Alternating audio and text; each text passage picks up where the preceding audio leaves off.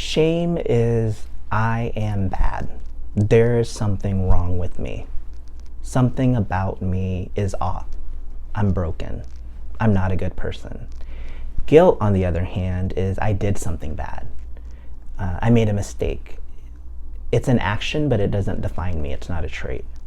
So shame is something that I see often in terms of a symptom of intergenerational or familial trauma. Is no matter how successful my client will be, they have a house, this great apartment, this college degree, they're in this relationship. So on paper, they have everything that, is kind of picture perfect. It's good. But they feel like something internally is wrong or missing. And it tends to stem from this low sense of self, lowercase s. So low self-esteem, low self-worth, lack of self-acceptance, and very difficult with self-love.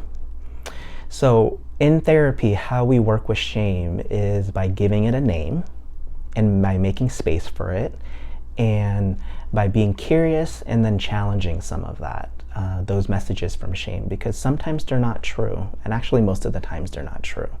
Shame work is really difficult. It's lifelong, but it's totally possible to have a different and more healthy relationship with shame. Some of the things that we'll do is just, I'll listen to you, I'll be curious, I'll challenge you to see if those messages are true. We'll learn about the connections and the stories and where did you learn about this message that there's something wrong with you? And is that still true today in 2022?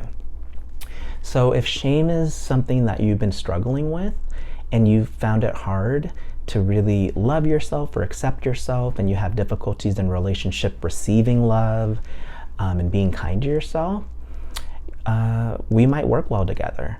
And if you're not ready to schedule a consultation, look around my website. I write a lot about trauma and shame on my blog.